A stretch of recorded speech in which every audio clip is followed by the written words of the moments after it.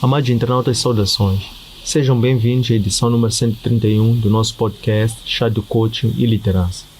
Espaço este em que os líderes conectam-se, partilham e juntos crescem. Este programa inspira-se na metodologia de gestão por competências chá, C de conhecimento, H de habilidades e A de atitudes. Desta forma, convidamos líderes moçambicanos que se destacam nas mais diversas esferas da atividade produtiva para, na primeira pessoa, transmitirem suas narrativas de liderança, dando a conhecer que conhecimentos teóricos é que adquiriram, que conhecimentos práticos em forma de técnicas, ferramentas é que desenvolveram e que atitudes em forma de ser, estar, caráter é que forjam na sua marca comunicacional para acomodar quer o conhecimento teórico bem como o prático. Constitui por via desta nossa ambição contribuir para o desenvolvimento de uma comunidade moçambicana de líderes, conscientes, responsáveis e empáticos. Conscientes que possuem um conhecimento relevante para a liderança, mas também conscientes que são líderes. Responsáveis sobre a necessidade de serem praticantes de boas práticas para influenciar positivamente os seus seguidores, internos e externos. E líderes sejam empáticos, por um lado, com as causas que defendem, mas também líderes sejam empáticos uns com os outros.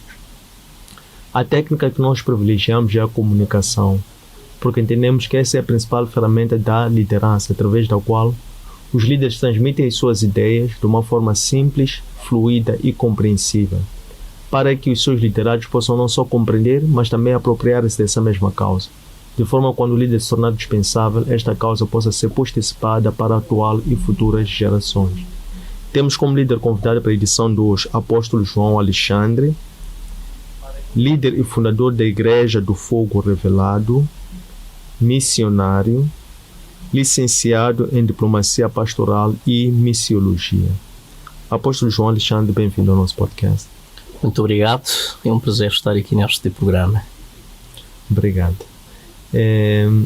Apóstolo, olhando assim um pouco para aquilo que foi assim a sua caminhada cristã, no pouco trecho que espelha os últimos encargos, ocupações, olhando assim para o seu CV, na parte visível do seu CV nesse sentido, consta ali muito a atividade mais saliente, portanto, como missionário, talvez daí a formação ou licenciatura em missiologia, e também consta muito a questão do ensino na escola dominical. Gostávamos de perceber qual é a importância do ensino e deste sentido missiológico do servo para o cumprimento da missão universal da Igreja. Muito bem, uma pergunta interessante e pertinente também. Pertinente dada a sua importância. Primeiro, nós temos de olhar do ponto de vista daquilo que é o próprio interesse do próprio Senhor Jesus. O ministério do Senhor Jesus, durante os 3 anos, quando ele operava ainda no ministério terrenal aqui na Terra, ele ocupava, pelo menos naquilo que são as pesquisas que tem feito de acordo com a examinação das Escrituras, fui percebendo que 90% portanto, do ministério de Jesus foi dedicado mesmo ao ensino. Isto porque também as Escrituras acabam delineando, mesmo desde o Antigo Testamento, que há uma importância do ensino, pois sem o ensino há perecimento. É muito importante que as pessoas não só ouçam a pregação é importante ouvir a pregação, é importante receber a evangelização, mas sem a pregação praticamente podemos sair vazios, ou seja, sem o ensino podemos sair vazios. Por quê? Porque a pregação, ela apenas diz o que você, ou seja, a pregação traz o seu estado, é como se fosse um espelho. Ela mostra-te, este é o seu estado, mas o ensino vem dizer não. Agora senta-te e vamos tratar dos seus defeitos, vamos tratar os seus defeitos quer no âmbito do caráter, quer no âmbito temperamental, então vamos tratar isso com mais precisão, é a partir do ensino. Se nós formos a examinar as Escrituras com muita precisão, iremos perceber que Jesus, ele sentava numa proa de um barco, convidava ali o povo e começava a trazer aquilo que é o seu ensino. Por exemplo, temos os sermões, onde Jesus trazia sermões, dando exemplo prático à luz daquilo que ele queria exatamente introduzir como ensino. Então, olhando para esta perspectiva, de facto, eu tenho, não digo que me dediquei, tenho me dedicando, irei me dedicar ainda mais ao ensino. Eu o ensino nunca vou deixar, porque é importante. À medida em que nós aprendemos, descobrimos que nada sabemos. E isso é importante. Quanto mais aprendemos, descobrimos que nada sabemos. Isto faz com que, de facto, haja espaço dentro de nós, portanto, para podermos aprender. Se formos olhar também através do Isaías, que é uma passagem bem conhecida, a Bíblia diz que o meu povo perece porque lhes falta, portanto, é o ensino. E Deus aponta porque que este povo está a perecer devido, portanto, ou por falta do ensino. Deus aponta mais para os sacerdotes, porque os sacerdotes também, para além de exercer o seu ofício sacerdotal, tinham também como tarefa introduzir, portanto, o ensino, ensinar o povo, instruir o caminho do povo. Excelente. Quais são, assim, as técnicas, olhando assim, até mesmo para o caso do mestre, vemos que o mestre ele usava muito parábolas como um estilo de ensino. Quais são as metodologias de ensino mais adequadas, ajustadas para diversas necessidades, diversos tempos? Os tempos são diferentes, os povos também, ou as pessoas têm necessidades eventualmente físicas diferentes, eventualmente as necessidades espirituais possam ser as mesmas, mas quais são as técnicas de ensino que são mais ajustadas para o alcance dos objetivos do ensino? Muito bem, são várias técnicas que possam ajudar a metodologia do ensino, mas se nós formos olhar mesmo a partir do ponto de vista do próprio Senhor Jesus, ele olhava mais para o método prático, o método visual. Por isso, quando ele estivesse próximo ao povo, ele dizia, por exemplo, olhai para os pássaros do campo. Eles não trabalham, por exemplo, mas eles não têm necessidade alimentícia. Olha, por exemplo, para o capim, portanto, ou seja, o capim está sempre a ser reproduzido, o capim está sempre a ser investido, o capim está sempre esverdeado, e garanto-vos que nem mesmo, portanto, Salomão investiu tanto quanto, portanto, o capim. Então, querendo dizer o que é com tudo isso? Deus, ele pega aquilo que são as necessidades dos homens, aplicando-as, dando o exemplo prático com aquilo que o homem vê, com aquilo que o homem praticamente vive. A título de exemplo, quando Jesus queria ensinar a respeito da fé, ele teve ousadia de dizer, olha, Jesus foi avaliando a fé, mas a fé será comparada ao quê? Então Jesus disse, não, mas se o homem tivesse, só se Jesus tivesse dito, é preciso ter um pouco de fé.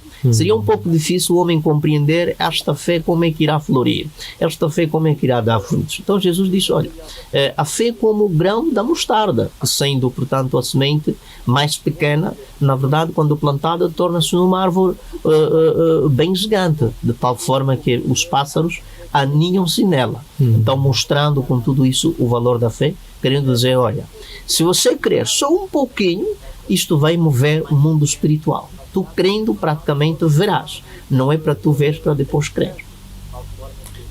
Maravilha. Qual é a preparação deontológica e moral que o pregador, o professor devem pregar para ensinar não aquilo que as pessoas querem ouvir, mas aquilo que as pessoas precisam de ouvir? Antes de mais nada, quando falamos disto, já temos de aprofundar um bocadinho mais, falamos um pouco da psicologia pastoral. A psicologia pastoral é extremamente importante. Por um lado temos o pastor prático, que é o pastor teólogo, portanto teólogo, mas também temos o pastor psicólogo. Agora, um pastor, um servo de Deus, um ministro de Deus, que quer apresentar um ensino completo, ele deve carregar as duas partes. Tem de carregar a parte teórica, que é, portanto, a psicologia pastoral, mas também deve carregar a parte prática, que é, portanto, a teologia, ou seja, a teologia pastoral. Então, partindo deste ponto, primeiro nós olhamos para as necessidades psicológicas das pessoas.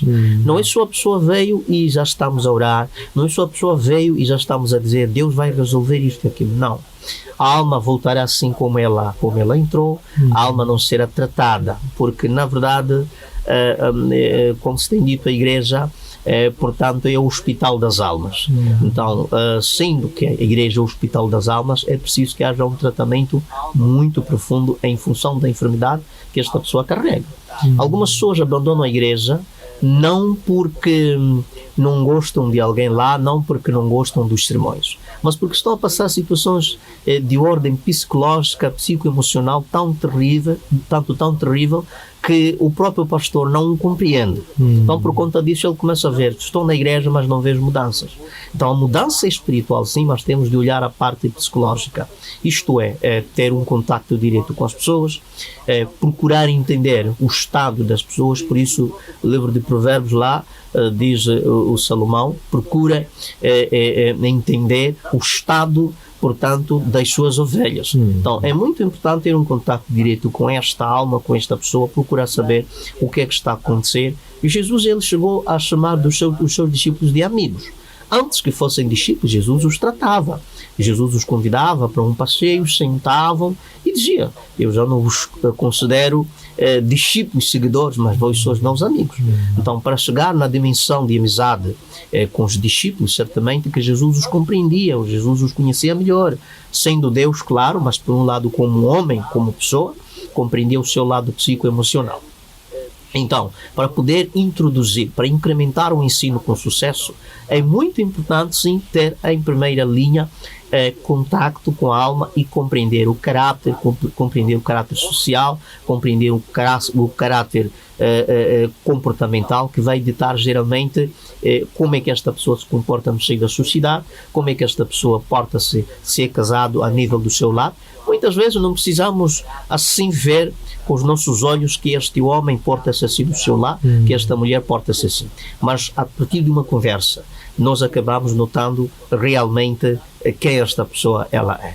Recorda-me na palavra de Deus, quando Jesus ele viu Filipe, disse: eis que vejo um israelita em que não há nele dolo algum. Ele só viu ele a andar. Se calhar, examinando as escrituras, há quem diga: não, porque Jesus olhou isso no contexto espiritual. Não olhou no contexto espiritual. Pode sim ter olhado no contexto espiritual, mas também ele olhou a parte extrínseca, a parte exterior do próprio, portanto, Filipe. Então ele disse: eis um israelita em que nele não há dolo.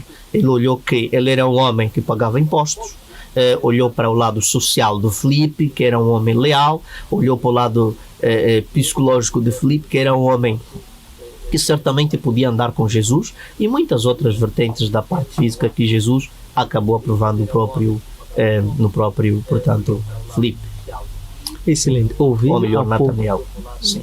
Muito bem, obrigado, Sim. Obrigado, apóstolo. Sim. Ouvi há pouco alguém teria dito que quando o aluno vai para a escola ou para a aula, vamos lá, o crente vai à igreja e não é ouvido, volta frustrado, um pouco em linha com o que esteve agora o apóstolo a dizer. Sim. Como é que então o professor, o pastor pode fazer-se, dirigir-se ao seu rebanho, não como quem vai ensinar, mas também como quem vai antes aprender para poder ensinar?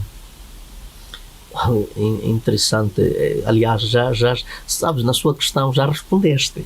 Vou-lhe mostrar porque é que digo que já respondeste. Já respondeste porque aqui já começamos do ponto de partida o que é liderança. Porque se eu não souber o que é liderança, não saberei quem é líder. Então, ser líder primeiro é ser humilde. É antes de entender que eu tenho alguma mensagem, tenho alguma coisa para oferecer, eu mesmo tenho de aprender. O líder tem de estar apto a aprender de alguém. Antes de eu transmitir aquilo que eu tenho a transmitir, eu tenho de saber que esta pessoa tem alguma informação que me vai ser útil. Ou seja, à medida em que vamos no debruçar da nossa conversa, ali também eu vou aprendendo, portanto, daquela alma, daquela pessoa. Conforme eu dizia, que é preciso ser humilde. Isto pressupõe esvaziar-se, não arrogar-se por aquilo que é a posição. Eu sou pastor, eu sou evangelista, sou apóstolo, sou isto, sou aquilo. Pois antes de eu ser tudo isto, eu sou ser humano. As necessidades que a alma passa, eu também não sou isento de passá-las. Então, se eu partir deste ponto de vista, vou sim ter êxitos naquilo que será a minha conversa, portanto, com esta alma. Agora, respondendo de uma forma prática, é sim buscar um tempo, como se fosse o quê? Um tempo de um convívio na igreja. É muito importante ter convívio na igreja. Convívio esse que não é para poder, por assim dizer, explanar a carnalidade de algumas pessoas, porque na igreja tem pessoas carnais, mas é sim para poder recriar as pessoas, convidar as pessoas, dando uma atividade recreativa que visa, de certa forma, fortalecer, que visa, de certa forma, robustecer a fé desta pessoa. Há atividades recreativas que não ajudam, mas há atividades recreativas que sim ajudam. Então, sentando com estas pessoas, por exemplo, nós no Ministério temos uma coisa muito, muito bonita que acontece, que é um tempo com Deus. Temos um tempo com Deus, como já pode ouvir o próprio nome, um tempo com Deus. O Senhor revelou-nos que era preciso ter um dia inteiro. Nós começamos das 6 horas até as 16, ali na casa do Senhor, onde damos oportunidade dos irmãos, quem quer pregar vai pregar, contanto que diga isso com o tempo, que é preciso pregar, e depois temos o intervalo. Então, neste intervalo, o pastor pode sim dirigir-se a um dos irmãos, perguntar como é que está, como é que vai a vida, como é que vai o seu casamento, em jeito de mesmo brincadeira. Então, a partir dali, o irmão vai aos poucos dizendo, porque em algum momento a pessoa não se abre como tal, ela receia, mas se eu aproximo e eu mostro esta abertura, este lado humano, a pessoa praticamente vai começar também a abrir-se. Olha, vai bem, mas alguma coisa, aqui está alguma coisa, o quê? E a pessoa vai se abrindo, então começa a ver, afinal de contas, a falta de diálogo, afinal de contas estão 2, 3 dias que não dormem na mesma cama, estão há 2 dias que não se falam, e aí então o pastor começa a mostrar que, olha, irmão, há perigos, porque a Bíblia diz lá em Éfeso que irai-vos e não pequeis, não é? Não se ponha o sol sobre a vossa ira, ou seja, vocês podem até brigar, podem se desentender, mas vocês não podem dormir à noite e pernoitar sem vocês falarem, porque isto vai dar, portanto, espaço ao diabo. Então, desta forma, esta alma vai se abrindo. É o lado social que ela vai trazendo, é o lado social que ela vai trazendo, e à medida em que ela vai trazendo, também o pastor, em função daquilo que são as ferramentas psicológicas que ele tem, ferramentas através da palavra de Deus, vai incrementando, vai introduzindo e, de certa forma, vai recuperar esta pessoa. Excelente. Falando em liderança, como o apóstolo há pouco fez menção, qual é a importância do autoconhecimento para o sucesso da liderança? E como é que o líder busca se conhecer a si próprio de uma forma prática? Muito bem. Eu podia responder isso de várias maneiras relativamente à sua questão, mas eu vou dar um exemplo a respeito do espelho. Eu pego no espelho e vou me observar. Uau, como é que estou? Qual é o meu estado? Será que estou bem ou não estou bem? E a primeira coisa que o líder deve entender é que você não pode oferecer aquilo que você não tem. Se eu ofereço alguma coisa é porque tenho. Primeiro tenho de me abastar a mim mesmo. No livro do Apocalipse diz a Bíblia que João pega do livrinho que o anjo trazia e ele come do livrinho. Come daquele vinho. Então, o que significa? Estamos a falar da revelação. O pastor tem de ter um volume de revelação. A revelação, como é que aparece? À medida em que eu vou estudando, vou meditando as Escrituras, primeiro vou me edificando a mim. Não tem outra forma de eu me edificar, senão através da elucidação das Escrituras, da palavra de Deus. Eu tenho de tomar esta palavra de Deus, tenho de buscar discernimento a partir dela e procurar vivenciar de acordo com a palavra de Deus. Aí já começa um ponto muito importante. Então, feito isso, eu já poderei sim oferecer, poderei sim me dispor para poder ajudar os meus irmãos. Conforme a Bíblia fala, Jesus, ele, depois da ressurreição, nos 40 dias ficou na terra, ele conversa com Pedro e diz: olha, Pedro, tu me amas? Pedro diz: sim, Senhor, te amo. Ele diz: pastorei o meu rebanho. Pela segunda vez, Pedro, tu me amas? Ele: sim, te amo, pastorei o meu rebanho. Então Pedro ficou triste na terceira vez. Por que o Senhor pergunta-me assim? Então, o porquê que Deus ele deixava esta pergunta? Jesus perguntava assim, porque ele sabia que quando há responsabilidade dentro do líder, então ele será responsável pelos outros. Tendo em conta que nem todas as pessoas têm a mesma energia espiritual. Tem os mais fracos e tem os mais débeis, então é preciso suportar estas pessoas. E Pedro já havia bebido muito, 3 anos com o Mestre Jesus, já era suficiente, por isso Jesus disse, olha, pastoreia o meu rebanho. Então é mesmo isso, é importante que eu primeiro beba da palavra para poder, de certa maneira, ajudar o próximo. Excelente. Relativamente à importância do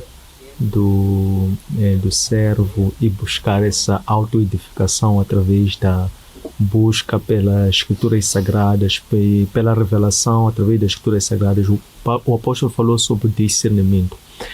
Discernimento que há de ser primeiro para poder ter este entendimento e ver como é que isso se aplica para o próprio servo poder se instruir e aperfeiçoar-se em função daquela mesma palavra para poder depois estar habilitado a poder transmitir. Como é que se trabalha ou desenvolve o discernimento nesse sentido? Muito bem. Tudo está mesmo na própria palavra. O que é que acontece? Aqui é um ponto espiritual muito importante. Primeiro vamos dizer o seguinte, a Bíblia diz lá em Isaías, Deus ele diz que assim será a palavra que sair da minha boca. Ela não voltará, portanto, vazia, antes prosperará naquilo para a qual enviei. Então aqui mostra a fidelidade da própria palavra de Deus. Se eu me aproximo de alguma doutrina, de um livro qualquer que eu vou ler, querendo ou não, eu estarei, de certa forma, a beber de alguma doutrina. Querendo ou não. Se eu busco um livro, portanto, fora do contexto bíblico, um livro extra-bíblico, eu terei, de certa forma, consumido alguma informação, sem dúvidas. À medida em que eu vou lendo, a mente vai consumindo. Então, assim também com a palavra de Deus. À medida em que nós vamos consumindo a palavra de Deus, o contexto revelatório vai entrando dentro de nós. É como se fosse mesmo alimentação. Vai comendo, vai saciando. Quando você medita a palavra, vai ficando cheio da palavra de Deus, daqui a pouco o Espírito Santo entra. Quando o Espírito Santo entra no homem, então ele começa a operar sobre aquela mesma palavra, não se esquecendo que há aquilo que chamamos da vontade de Deus, porque Deus coloca os seus dons em função da sua vontade. Então, em função da vontade de Deus e de acordo com o dom que ele pretende colocar no homem, ele coloca este dom, mas também, colocando este dom, ele coloca o discernimento, que é para proteger este servo, que é para proteger os mesmos dons que Deus coloca no próprio homem. Excelente. Qual é o estilo ou modelo de liderança que o apóstolo João Alexandre emprega? E quem é o líder que aprecia e inspira-se? É uma pergunta difícil, mas também não é impossível de responder. Sinceramente falando, eu, líder como tal em quem me inspiro, eu não tenho. Não tenho um líder em quem eu me inspire, mas, por um lado, eu inspiro-me mesmo na própria palavra de Deus, no próprio Senhor Jesus. Eu gosto de olhar para o modelo de vida do próprio Senhor Jesus. Claro que é importante olharmos para os homens como espelhos, líderes também, que nos guiam. Isso é importante. Mas em termos de liderança, eu apreciei mais o Miles Monroe, né? Miles Monroe, um líder americano. Miles Monroe, por quê? Porque o estilo de liderança de Miles Monroe está mais voltado não à teoria, mas à prática, é um líder prático. Então, não foi meu pastor, mas apenas eu pude ler alguns livros de Miles Monroe e pude ver que naquilo que ele falava eram coisas que praticamente eu também vivia. Então, eu comecei a ver, afinal de contas, o que estou a viver, não estou a viver só eu. O Miles Monroe também viveu isto. Uau! Então vale a pena ler livros deste homem. Não pude ler muitos livros, poucos livros, e não diria eu que me espelho, mas alguns ideais do Miles Monroe foram também, ou vão de acordo com aquilo que são meus ideais. Que Deus o tenha, e infelizmente não temos aqui fisicamente Miles Monroe já para ti. Para a glória, quero crer. E qual é o estilo de liderança que o apóstolo emprega? Eu diria assim, eu trago uma liderança psicoemocional, posso assim dizer. A minha liderança está mais voltada ao psicoemocional. Isto porque eu vou aqui trazer um pouco de um exemplo, por exemplo. Eu vou deixar um exemplo a respeito dos ministérios. Temos apóstolos, profetas, temos os doutores, né, os mestres da palavra de Deus, temos os evangelistas. Então, nestes dons que Deus, Ele, portanto, deixa, vou aqui fazer menção, por exemplo, dos dons de evangelista. Evangelista, o que é que ele faz? Evangelista chega aqui, ele pode introduzir uma cruzada e diz: venha Jesus, Jesus te ama, venha Jesus, arrependa-te dos seus pecados. Este é o teor da mensagem de um evangelista. E isso é bom. Mesmo que a pessoa esteja na igreja há muito tempo, pode até naquele dia reconverter-se por causa da mensagem, portanto, diria assim o quê? Devido à adrenalina que a mensagem deixa. Mas tudo bem, aquilo não termina ali. Vem pessoas de várias partes, aceitam Jesus, por assim dizer. Mas depois o evangelista desaparece.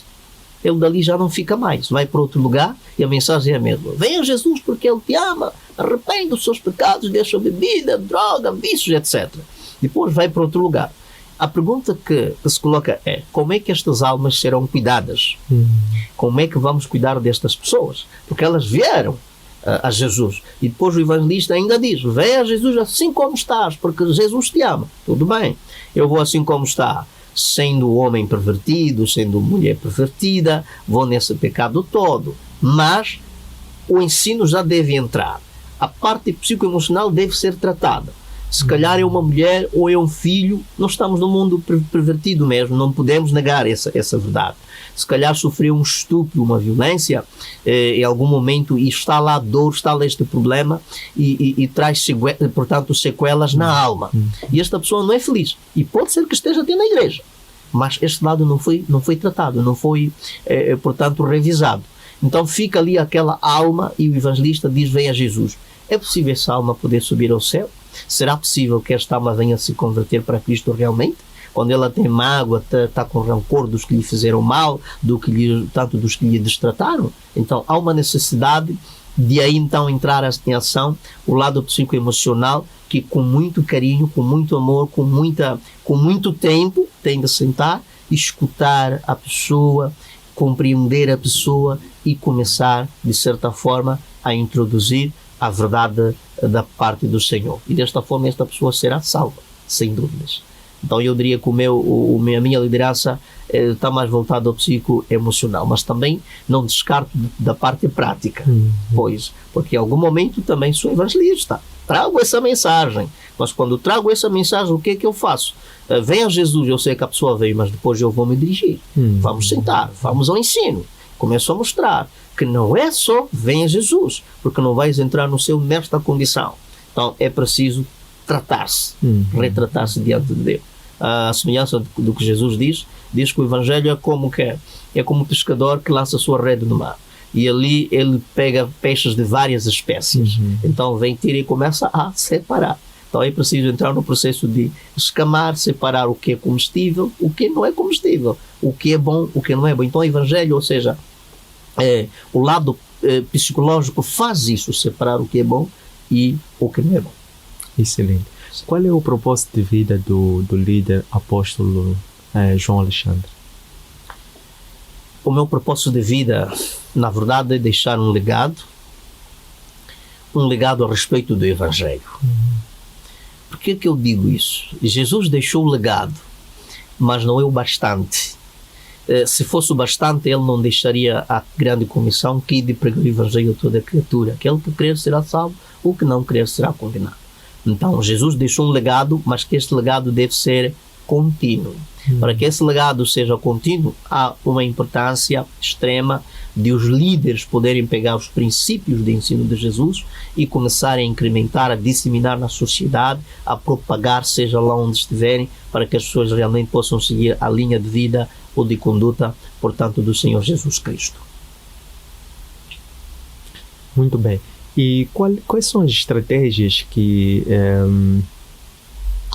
tem estado a empreender para assegurar a sustentabilidade desta visão, desta missão, digamos, que é de deixar o legado de assegurar com que o Evangelho possa ser cumprido na forma como a grande comissão foi transmitida para os servos.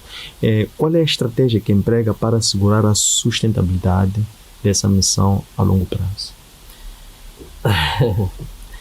É uma resposta, aliás, é uma pergunta difícil, mas também não é impossível, conforme dizia, de responder. A estratégia única para assegurar a sustentabilidade desta visão, de modo a que este legado possa continuamente ser engajado com precisão nas próximas até gerações vindouras, não é nada mais, nada menos do que a doutrina.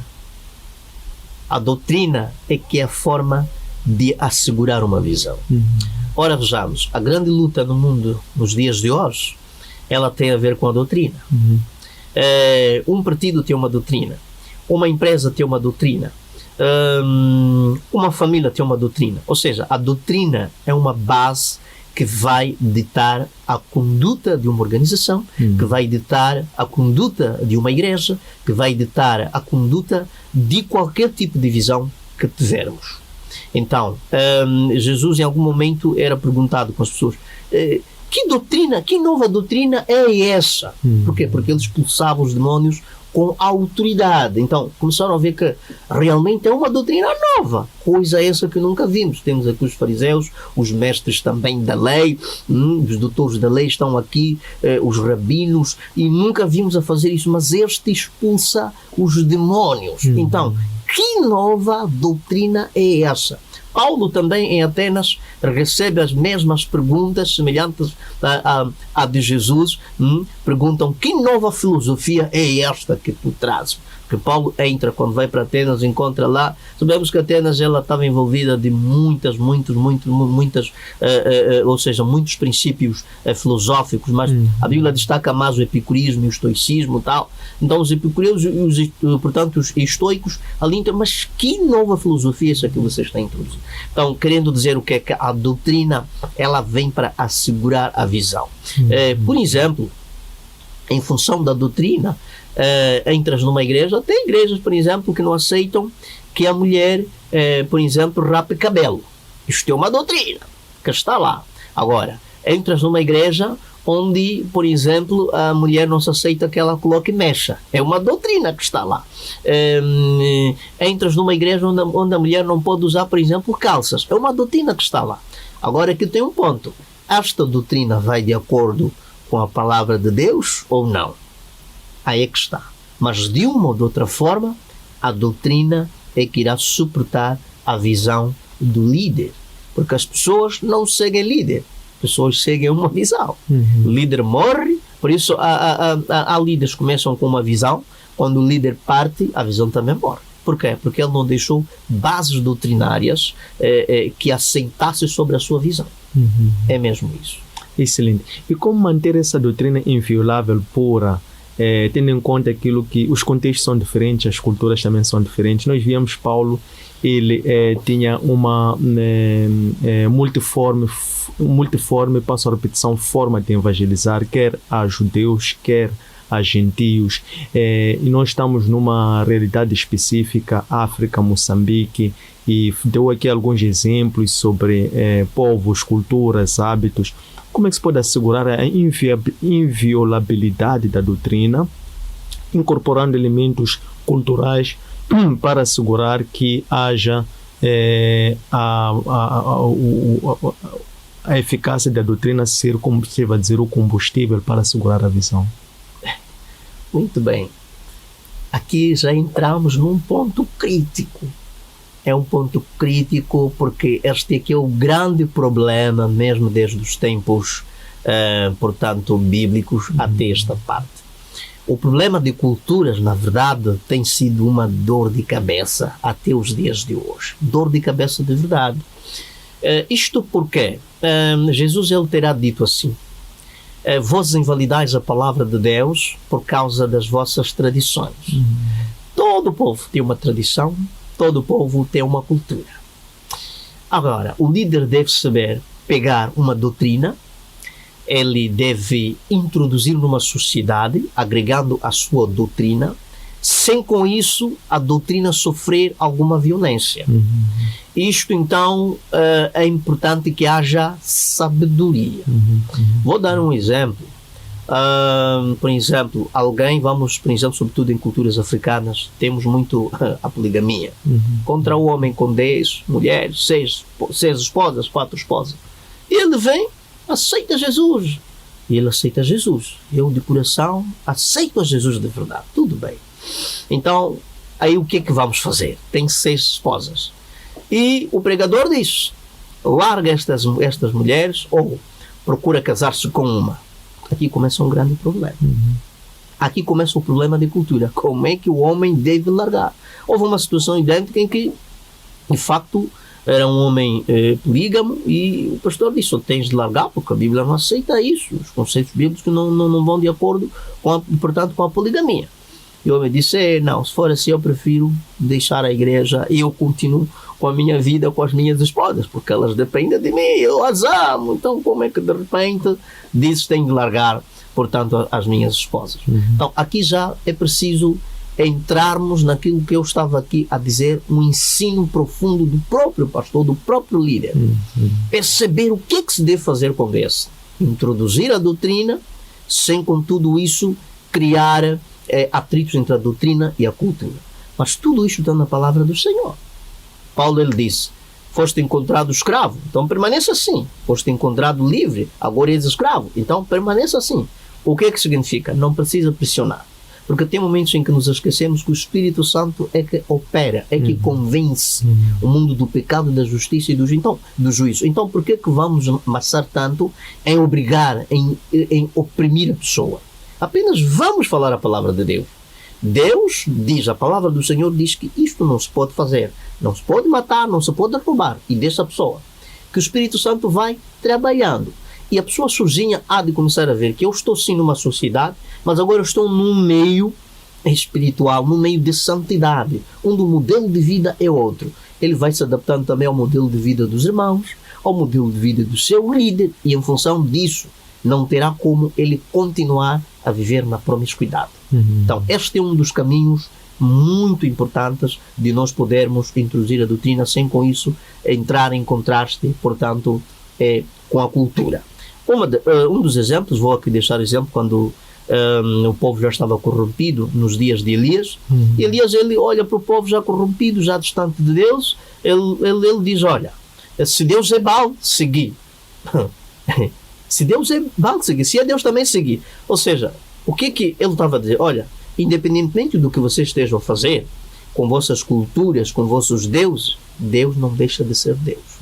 Se vocês negam, dizer não, nós não vamos deixar a nossa cultura, uma cultura promíscua que entra em contraste com Deus, porque é a nossa tradição, a tradição dos nossos pais, nossos antepassados, então Deus não deixará de ser Deus só porque vocês não querem largar essas coisas.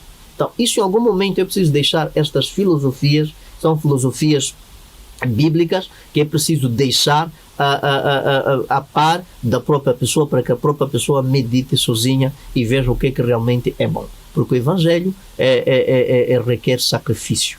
O Evangelho pressupõe sacrifício. Então, quem não se sacrifica, dificilmente poderá ganhar a sua alma.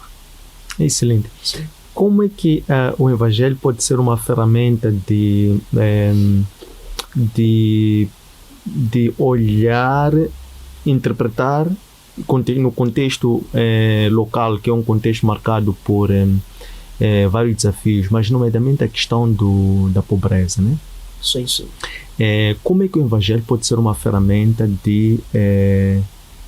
de combate à pobreza, ou subdesenvolvimento, ou à falta de recursos, ou a questão da distribuição talvez mais justa e igualitária dos recursos para uma sociedade como um todo? De que forma é que esta mensagem pode ser levada às pessoas para que elas, não sendo encontradas em desespero, possam inverter os valores no sentido de até trocar, vamos lá, salvação por ouro e prata? Ok. Muito bem. Este é um ponto também pertinente, é um ponto muito importante, estás aqui a expor. Primeiro dizer que o Evangelho não é pobreza, e pobreza não é Evangelho. Então, sendo assim, Jesus ele veio apresentar em primeiro lugar a palavra de Deus. Antes de mais nada, o problema do mundo, a doença que graça sobre o mundo, a enfermidade mais terrível, não é o Covid-19, as pandemias e outras doenças, não. É o pecado. É o pecado. Por isso Jesus diz, buscar em primeiro lugar o seu reino, né? O reino de Deus e a sua justiça. E todas estas coisas vos serão acrescentadas. Conforme diz o Evangelho, não é pobreza, e pobreza não é Evangelho. Por quê? Na verdade, as riquezas, elas vêm da obediência do homem. A título de exemplo, temos Abraão. Para Deus poder abençoar, Deus diz, olha, Abraão, sai da sua parentela. Deus não prometeu riqueza, só diz primeiro, saia da sua parentela. Abraão era idólatra, estava numa família de idolatria. Quando Abraão sai, Deus começa a dar orientações. Porque, na verdade, a pobreza, com toda a sinceridade, ela é fruto da maldição. É fruto da maldição. A fome é fruto da maldição. A Bíblia diz que eu mesmo lançarei estas pestilências, fome, sede e tudo mais. Então, isso é fruto mesmo da maldição. Então, quando o homem se afasta do pecado, o que Deus pode fazer é reconciliar-se com este homem e começar a mostrar uma vida nova. Só que também pregadores, nós os pregadores, eu não diria pregadores, diria nós os pregadores, em algum momento falhamos. Acabamos pegando desse lado em que Deus prospera e deixamos a mensagem do pecado de arrependa-te. De arrependa-te, porque é chegado o reino dos céus, e acabamos introduzindo o evangelho da prosperidade. Vem porque vai ser rico, vem porque Jesus vai te enriquecer. Não, não é assim, não pode ser assim. Primeiro mostra o que é que Deus quer de ti. E, por conseguinte, Deus trará aquilo que você quer. A título de exemplo, podemos mostrar o próprio Salomão. Deus aparece em sonhos e a Salomão, revela-se a Salomão e diz, Salomão, pede-me o que tu queres que eu te darei. Por quê? Porque Salomão já havia se santificado.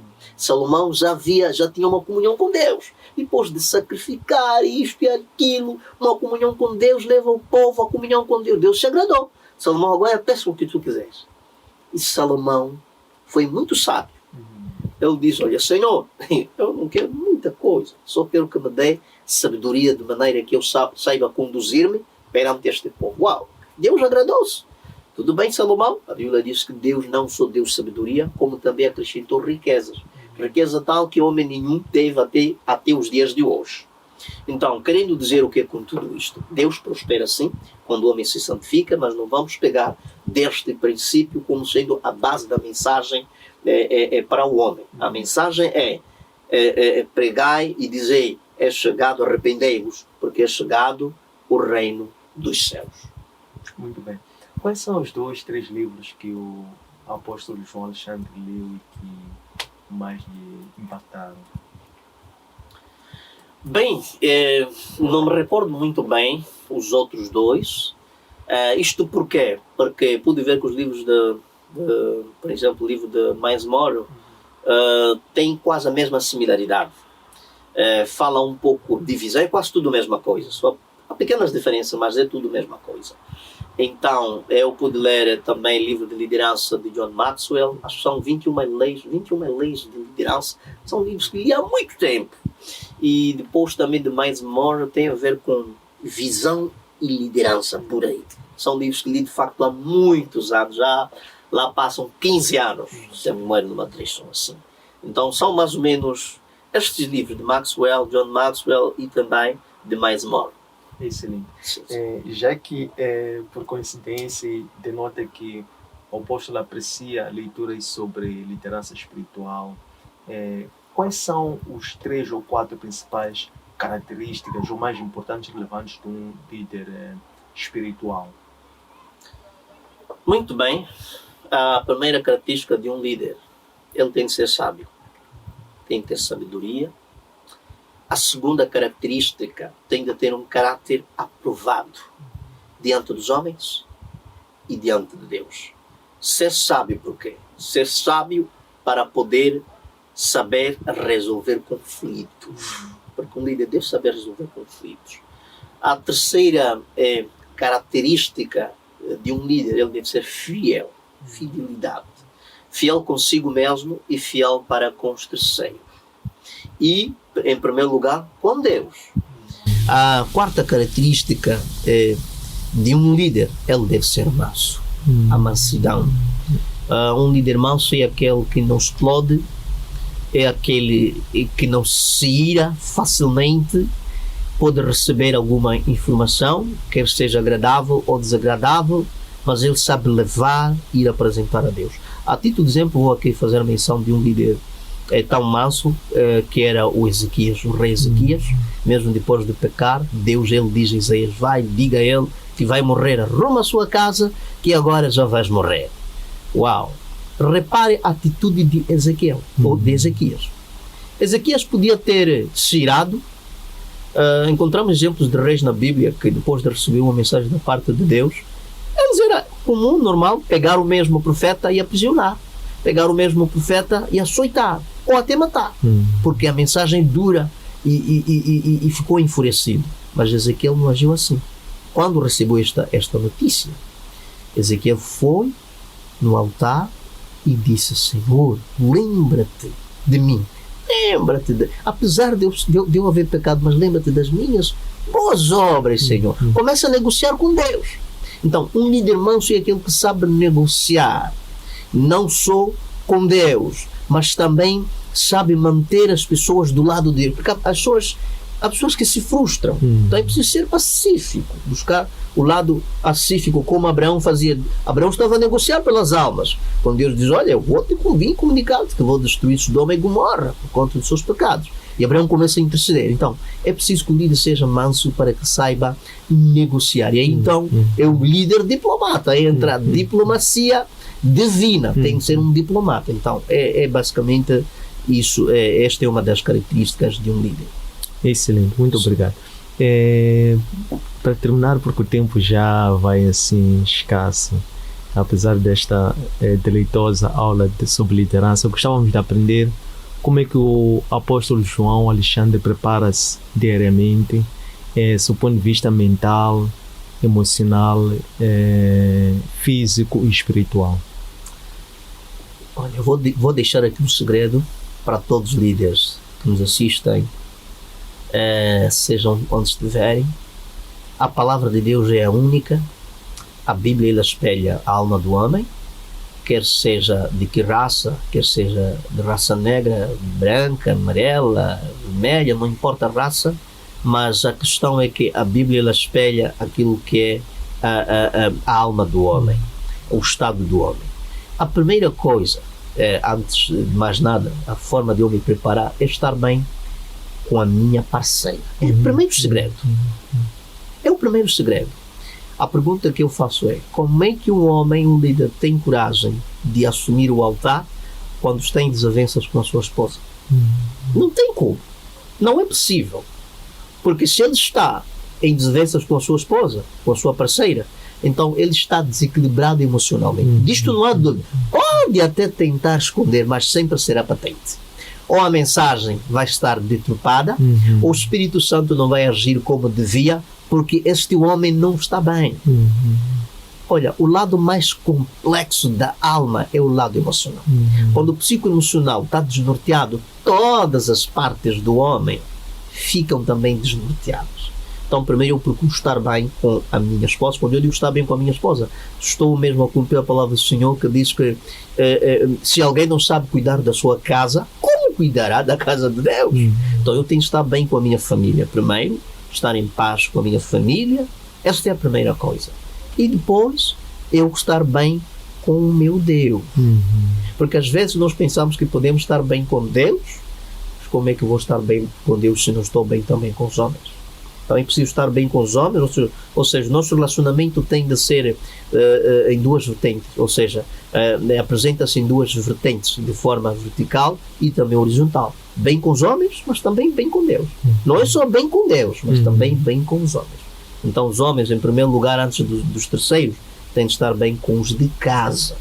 Primeiro com os de casa. Porque o próprio Senhor Jesus, quando veio à Terra, ele primeiro começou a trabalhar. Repare a ordem da grande comissão. E de pregar o Evangelho. A começar de onde? De Jerusalém, que é casa.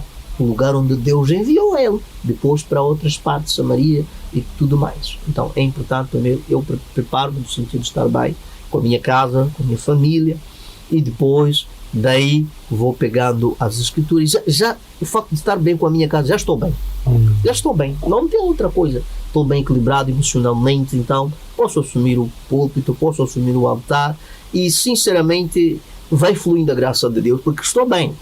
Este é o meu segredo. Muito bem, muitíssimo obrigado por estas ricas lições. Desejamos ao apóstolo muito bom ânimo, que o Criador continue a dar-lhe esta força fora do comum, esta mansidão, esta sabedoria, acima de tudo prudência, para poder carregar com muito zelo aquilo que é a grande comissão. Muito obrigado, eu agradeço bastante pelo convite aqui, dizer que eu é que aprendi muito de ti e gostaria de vir aprender mais em algumas ocasiões, se assim permitires. Amém. Muito obrigado, apóstolo. Estas lições encontram depositar nossos arquivos digitais, nossas páginas de Facebook, de Instagram e de YouTube, Antônio Sende LDA, nosso aplicativo para plataformas Android LOET, nosso webpage www.academiaservo.com. Espero que gostem, um abraço de luz e até breve.